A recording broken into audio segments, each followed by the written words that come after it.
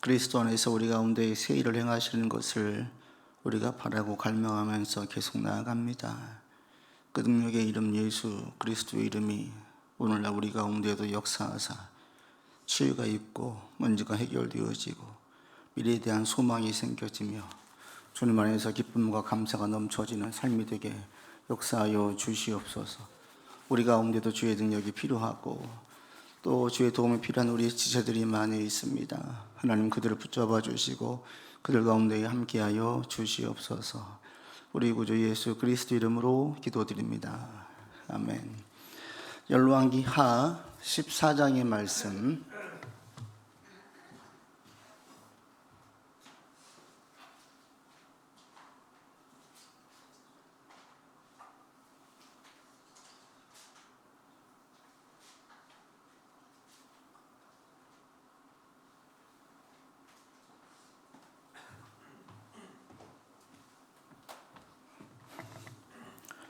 열왕기하 14장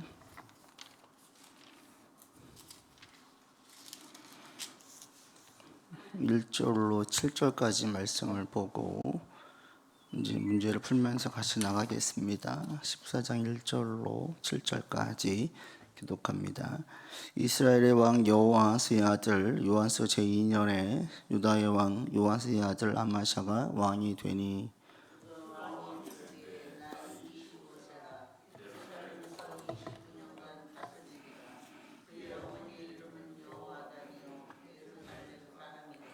아마샤가 여호와 보시기에 정직히 행하였으나 그의 조상 다윗과는 같지 아니하였으며 그의 아버지 요아스가 행한 대로 다 행하였어도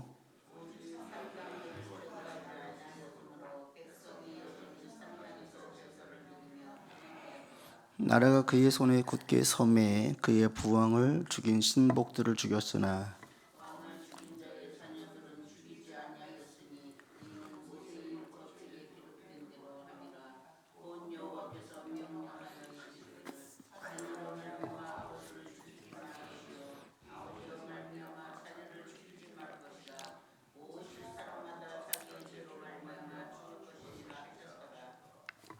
같이 합시다. 아마샤가 소금 골짜기에서 에돔 사람 10,000명을 죽이고 또 전쟁을 하여 셀라를 취하고 이름을 욕되리라 하였더니 오늘까지 그러하니라. 아멘. 이 열왕기 하에는 조금 간략하게 나와져 있는데 역대 하에는 25장에 있는데 이 내용을 좀 더 자세하게 설명을 하고 있습니다. 그래서 열왕기하고 역대하를 묶어서 같이 이 아마샤 왕에 대해서 살펴보겠습니다. 이 왕을 쭉 제가 보고 난 다음에 내리는 결론은 뭐냐? 그 잠언 18장 12절에 있는 말씀인데 교만은 멸망의 선봉이요 겸손은 존귀의 앞잡이니라. 이 말씀이 딱 떠올랐어요.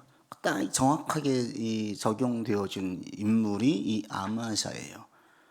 겸손할 때는 존귀함으로 얻게 되었었는데 그가 교만에 빠지자 멸망으로 가는 거예요. 멸망의 길로 가요. 그러니까 성경에서 그렇게 이제 우리 아마샤를 이 아마샤 왕에 대해서 설명하는 것을 볼 수 있습니다. 사람이 힘들 때는 다 겸손해져요. 그죠? 힘들면 다 약해지고요. 다 겸손해져요. 그리고 이제 못된 자들은 그런 약함을 악용하는 자들이 있어서 문제이긴 하지만 사람들은 전부 다 힘들어지면 다 겸손해집니다. 그리고 이제 이 겸손해지지도 않은 건 이제 대책이 없는 거고 어떻게 우리가 할 수가 없는 건데 다 겸손해지면 그때 이제 찾지요. 자기만의 신을 찾아요. 그러면서 거기에서 이제 문제를 해결하려고 애를 쓰고 다양한 방식으로 하나님을 알지 못하는 자들은 다양한 것들을 쫓지요. 그러나 하나님을 아는 자들은 이때 겸손하게 하나님께 나아오죠. 그래서 주님께 나아오고 매우 신실하게 하나님께 나아가는 걸 볼 수가 있고요. 그런데 이제 그 다음에 그 아주 힘들고 어려운 문제가 해결되어지고 나면 이제 딱 나누어져요. 계속 신앙 가운데에서 그 이전의 모습을 그대로 유지하는 사람이 있고 아니면 교만해져 가지고 하나님을 떠나가는 자들이 있거나 교회 안에 있지만 강성 발언을 하고 자기 소리가 점점 세지고 커지는 그래서 어느 순간부터 교회에서 거치는 자가 되는, 교회 부흥의 참음을 끼얹고 이렇게 가는 자들이 있어요. 이런 예들은 실제로 아주 많습니다. 저도 목회하면서 이런 경험을 참 많이 했는데, 제가 이제 15년 동안 그 신림동에서 고시생들이 있는 거기에서 목회를 부목사를 오래 하다 보니까 아주 이게 분명하게 보여요. 고시하는 친구들은 그 방이 정말 쪽방같이 조그만 원룸에서 생활을 하거든요. 정말 슬리퍼 질질 끌고 다니고 추리닝 입고 다니고 뭐 공부를 해야 되니까 밖에 사람 신경 쓸 여력이 없죠. 그때는 다 신실해요. 그래서 새벽 예배도 나오고 청년들 큐티도 하고 또 예배 후에 청년들 GBS 모임이 있는데 거기서 하고 심지어 리더로 섬기고 고시 공부하면서 청년부 회장도 하고 매우 열심히 해요.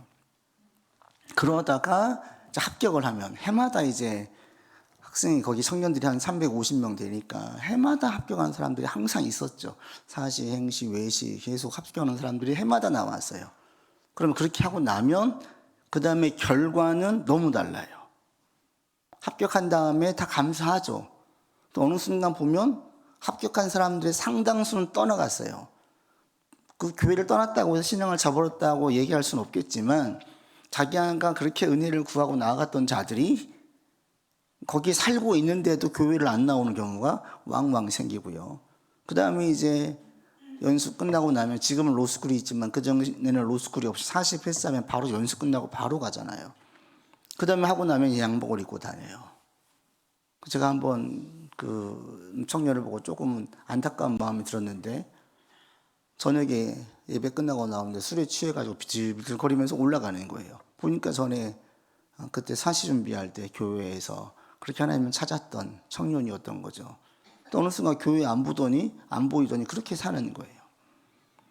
근데 거기에 있을 때 제가 볼 때 한 10 중에 7, 8명은 떠나가요. 신앙을 버린 자들도 있을 것이고 다른 교회로 간 분들도 있겠죠.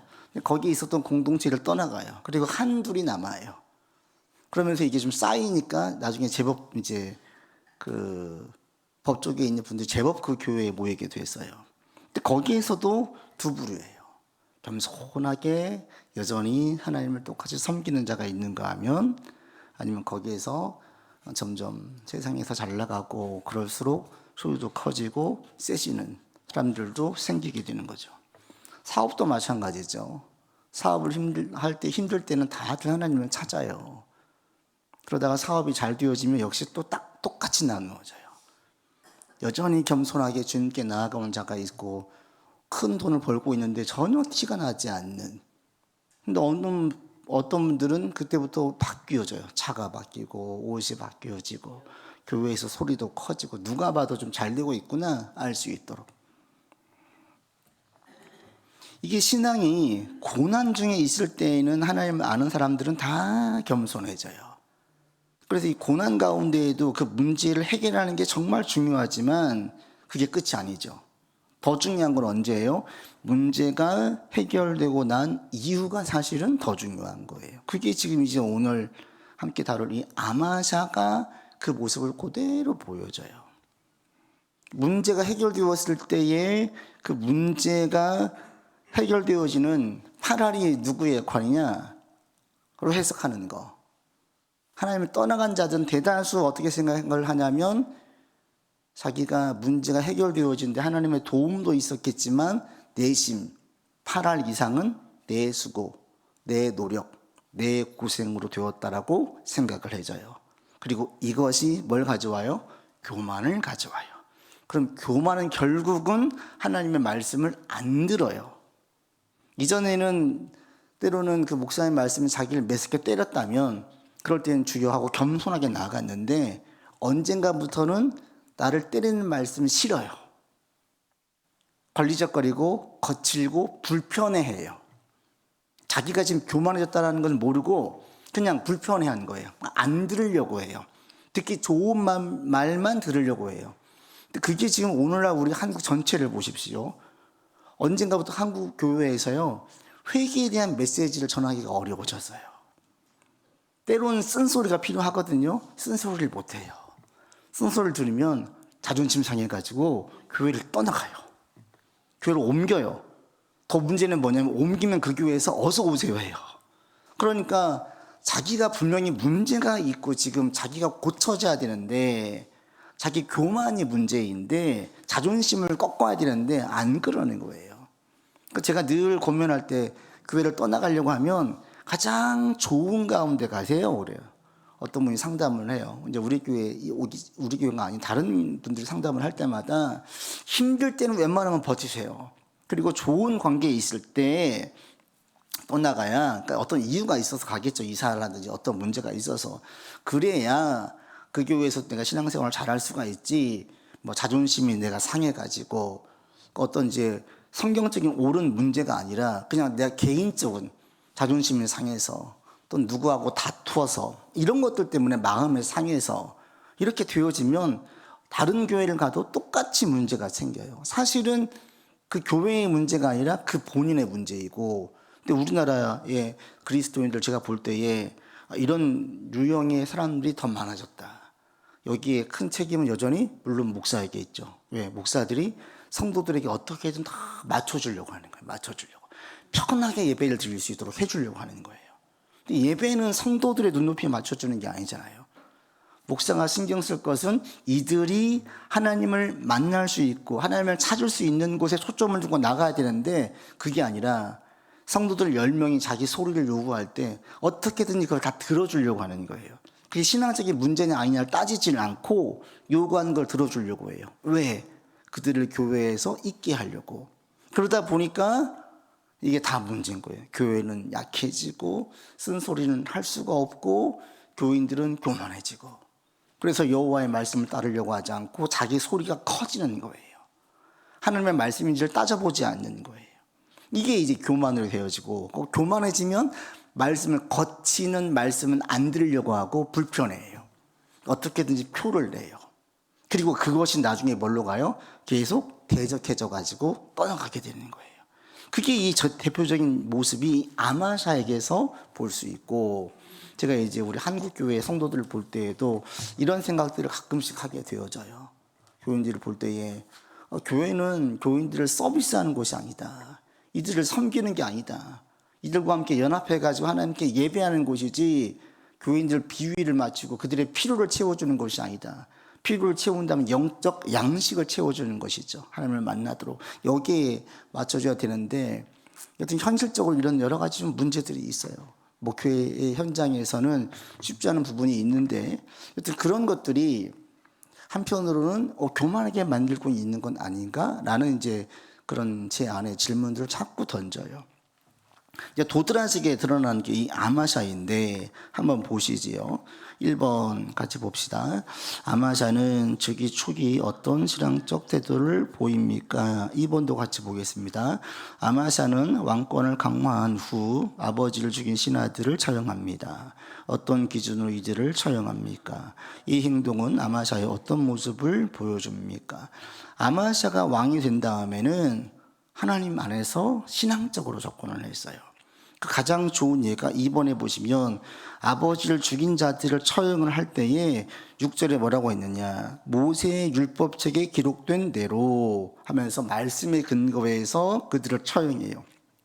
고대 근동에서는 연좌 처형이 일반적이었어요. 아버지가 큰 죄를 범하면 그 식구가 다 처형을 당했지 아버지만 죽이지 않았어요. 그런데 지금 아마샤는 그 아버지, 죄가 있는 그에게만 처형을 하고 그 근거를 어디에 뒀냐면 모세의 율법책, 말씀에 두고 있어요. 처음에 이 아마샤가 할 때에 어떻게 했느냐, 하나님의 말씀 안에서 살려고 했어요. 역대하 25장 2절에 보면 여호와 보시기에 정직히 행하였다라고 얘기해요. 그러니까 아마샤가 초기에는 하나님을 의지하고 나아갔어요. 그렇죠. 자기 아버지를 사람들이 죽이고 자기를 세웠잖아요. 불안한 거예요. 두려운 거예요. 그리고 자기 개인적인 대단히 고난에 처해 있는 거죠. 자기도 죽을 수 있으니까. 그래서 어떻게 했느냐, 하나님의 말씀을 붙들고 나아갔어요. 고난을 이겨냈어요. 그리고 강해지자 여전히 왕권이 강화된 다음에도 신하들을 처형할 때, 아버지를 죽인 신하를 처형할 때에 말씀의 근거에서 처형을 했지 감정이나 그 당시에 관습에 근거하지 않았어요. 이것은 아마샤가 말씀을 염두에 두고 지금 왕의 일을 감당했다. 이것을 우리에게 알려줘요. 그렇게 했어요. 그러다가 3번 보겠습니다. 아마샤는 에돔과의 전쟁을 앞두고 하나님의 사람에게 경고를 받습니다. 아마샤가 받는 경고는 무엇이며 이 경고를 듣는 아마샤는 어떤 결정을 내립니까? 에돔과의 전쟁은 어떻게 끝이 납니까? 역대하에 보면 이 내용이 자세히 나와 있는데 우리 열왕기 그 14장에는 열왕기가 14장 7절에는 간단하게 나와 있잖아요. 그런데 역대하에는 자세히 나와 있어요. 에돔이 쳐들어와요. 그러자 아마샤가 북이스라엘의 도움을 구해서 용병 10만 명을 고용을 해요. 그들과 함께 싸우려고 했는데 그때 하나님의 사람이 역대하 25장 7절에 보면 하나님의 사람이 아마샤에게 나와서 왕이여 이스라엘 군대를 왕과 함께 가게 하지 마십시오 라고 얘기해요. 하나님이 함께 하실 거니까 그들을 자기 군대로 고향을 돌려보내십시오. 그래서 아마샤가 돈 주고 고용한 용병 10만 명을 돌려보내요. 하나님의 사람의 이야기를 듣고 이 북이스라엘 사람들 용병 에브라임 사람 10만 명을 돌려보내고 왜 여호와께서 이스라엘과 함께하지 아니하십니다 해서 그들을 돌려보내고 하나님을 의지해서 나아가 싸워서 에돔 10,000명을 격파해요.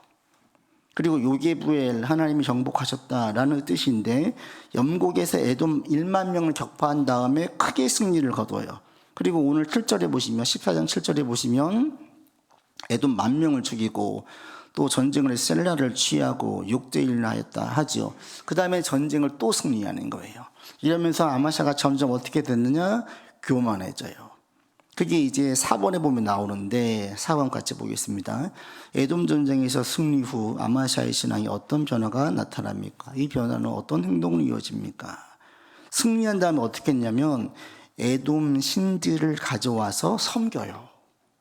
여기서 이제 무너지는 거예요. 에돔 신들을.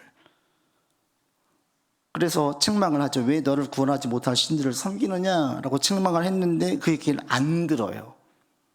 그리고 자기보다 센 나라라고 생각했던 에돔을 승리했잖아요. 그 당시에는 고대의 전쟁이 이때 전쟁은 신들의 전쟁이었잖아요. 그러니까 내가 믿는 신과 저가 믿는 신의 전쟁에서 승리했으면 비록 내가 이기긴 했지만 저들의 신도 가지고 오는 거예요. 근데 이것을 못 버리는 거예요. 하나님만 믿고 나가야 되는데 그렇게 하지 않는 거예요. 앞서 말씀드린 한 예들 제가 그분들을 단정짓고 판단할 수는 없어요. 이제 그런 보여진 현상만 가지고 볼 때에 안타까움이 있는 건데 그들이 성공을 했어요. 잘 되어가요. 하나님을 전적으로 의지하고 도움을 구하고 해서 합격을 했어요. 그 어려운 시험 패스를 했어요. 잘 나아가요. 누구 때문에 된 거예요? 자기가 노력 때문에 됐다는 생각이 강해지면 점점 하나님을 멀리하게 되어져요. 그리고 어떻게 해요? 하나님이 아닌 세상의 힘을 쫓아가게 돼요. 마치 에돔의 신들을 가져다 섬기는 것처럼 세상에서 힘이 뭐예요? 좋은 로펌에 들어가야 되거든요. 힘 있는데 메이저 3개가 있거든요. 거기 들어가야 돼요. 줄 잘 타야 돼요. 그래서 40 패스하고 나아가도 다 똑같은 연봉을 받지 않아요. 또 어디를 전공할 것이냐 분야가 달라요. 인맥 중요하고요. 회사 중요해요. 선후배 중요해요. 어느 순간부터 이렇게 에돔 신들을 섬기는 것처럼 세상의 센 것들을 더 의지하는 거예요. 그러다 보면 시간이 없어요. 예배 소홀해지고 하나님을 멀리해져요. 그다음에 승리하고 거기서 취한 것들을 가지고 교회에 오게 되어지면 이제 더 악순환이죠. 그런 분들도 있어요. 지금 여기 아마샤가 그래서 그렇게 하는 거예요. 이게 그냥 어떻게 우상을 숭배할 수 있지? 오늘날도 똑같습니다. 보이지 않는 우상들 똑같이 숭배할 수 있어요. 세상에서 힘이라고 이야기하는 것들을 취하는 거예요. 하나님 대신에. 그래서 아마샤도 이 당시에는 이 우상이라는 게 워낙 만연해 있었기 때문에 그렇게 문제가 안 됐어요. 그래서 취했어요. 그리고 그걸 가지고 왔는데 하나님의 사람이 이걸 책망을 하자 듣지 않아요. 그래서 5번에 보시면 하나님의 책망을 전하는 선지자에게 아마샤는 어떻게 하느냐? 역대하 25장에 보시면 선지자를 세워 네가 왕을 훈계하려느냐라고 얘기해요. 그래서 훈계하지 못하게 나 듣기 싫다 그래. 내가 왕인데 이렇게 나오는 거지 안 들으려고 해요. 내가 지금 세상에 요직에 있는데 잘 나가고 있는데 뭐 네가 지금 성공하지 네가 못한 네가 나한테 무슨 얘기를 하느냐. 여기서 말하는 하나님의 사람이 나올 때 이름도 안 나와 있어요. 그러니까 우리도 말하면 이렇게 볼 수 있어요. 같이 신앙생활 하다가 40헬스 해가지고 잘 나가요. 그랬더니 함께 신앙생활 했던 청년이 여전히 지금 40헬스 하지 못해가지고 공부하고 있는 친구가 얘기하는 거예요. 야, 너 그건 아닌 것 같아. 하나님을 네가 믿고 철저하게 의지해서 여기까지 왔는데 예배도 안 드리고 또 주일날 이런저런 핑계 자꾸 빠지고 소홀히 하고 그럴 때 속으로 콧방귀 끼는 거죠. 넌 여전히 지금 거기에 있잖아. 난 지금 잘 나가잖아. 이게 지금 여기 나와 있는 아마샤 왕의 얘기예요. 그러니까 이 얘기가 그냥 우리하고 괴리감 있는 얘기가 아니에요. 근데 아마샤는 이것을 어떻게 해석을 했느냐. 6번에 보면 그게 나와요. 어떻게 해석을 했는지가. 같이 읽겠습니다. 아마샤가 이스라엘 왕 요아스에게 전쟁을 요청한 배경은 무엇이며 요아스는 어떤 비유를 들어서 아마샤의 문제를 정확하게 짚어냅니까?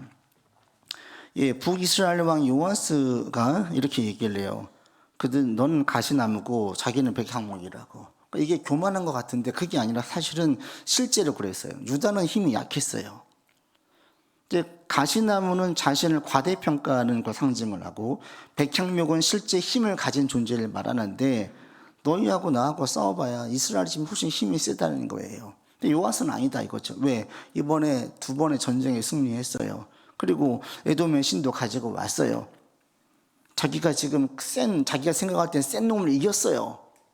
누가 이겼어요? 하나님의 도우심 가운데 이겼는데 자기가 이겼다라고 해석을 하고 자기가 자신을 과대평가해서 이스라엘과 싸우려고 하는 거예요.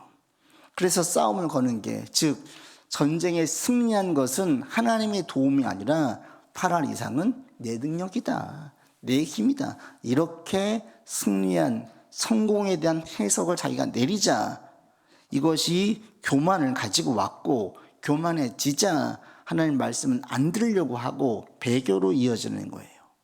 그렇게 해서 그것이 이제 무너지게 되는 거죠. 그러니까 교만해지면 경고를 안 들어요. 그러니까 여러분도 가끔씩 이 여호와의 말씀으로 여러분에게 때리고 나를 훈계하고 깨우치는 말씀들이 계속 있기를 바랍니다.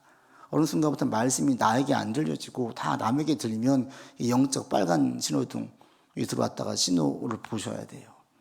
설교를 준비할 때도 저도 가끔씩 이제 그게 참 감사한데 메시지를 준비할 때 이건 지금 나한테 하는 얘기야 라고 하면서 준비할 경우가 종종 있어요. 자주 있어요. 사실은 이건 나한테 하는 말씀이야, 내 스스로에게 그렇게 생각을 하는 경우가 많은데 여러분에게 계속 말씀이 들려지는 은혜가 있기를 바랍니다.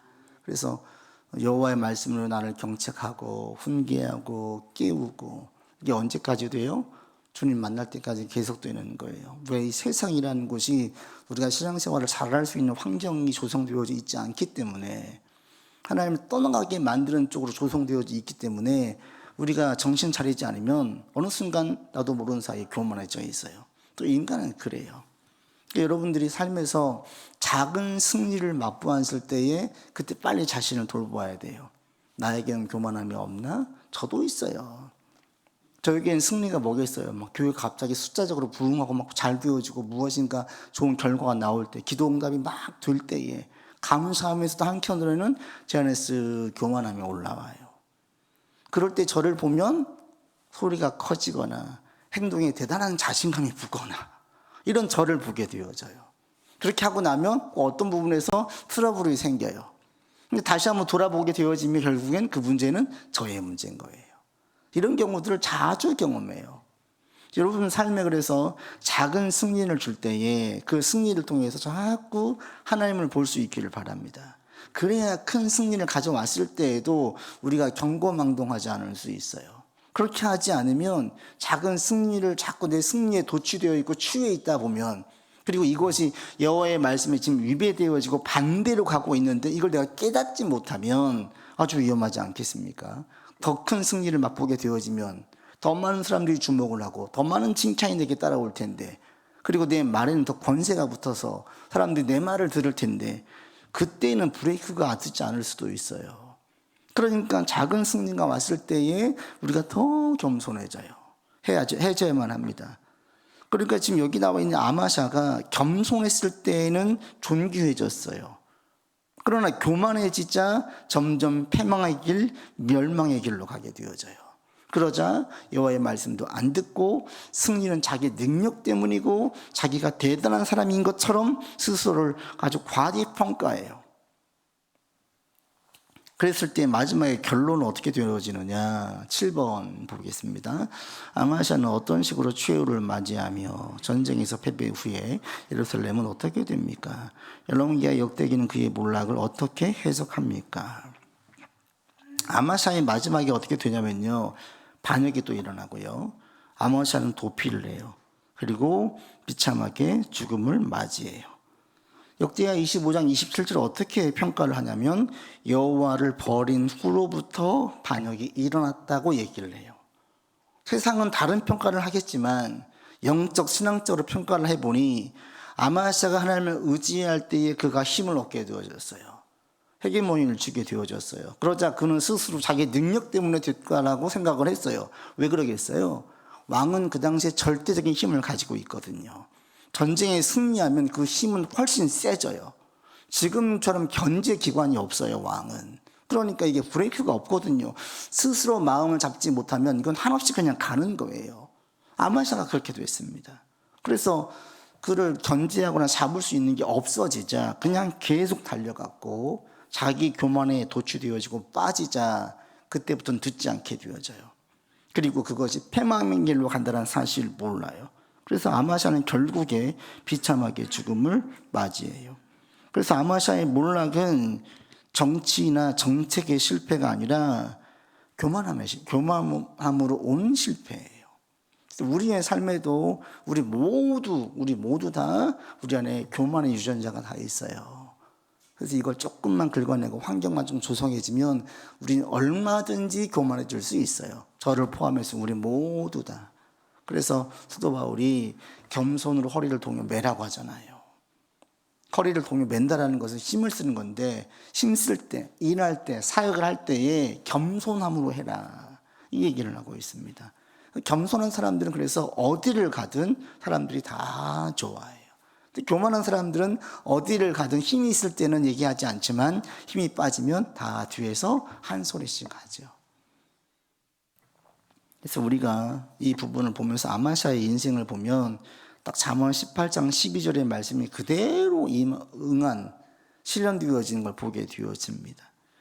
그래서 우리가 겸손으로 허리를 동여 매고 여호와를 의지하고 작은 승리가 올 때에 하나님의 도우심으로 하나님의 능력으로 승리한 것임을 계속 고백하면서 우리가 늘 주 앞에 겸손하게 나갈 수 있기를 바랍니다. 그리고 그 승리로 인해서 가져온 결과물들이 우리를 넘어지게 하는 것이 아니라 더 큰 승리로 이어지는 발판이 될 수 있도록 그렇게 우리가 마음을 잡고 나갈 수 있기를 원합니다. 같이 기도합시다.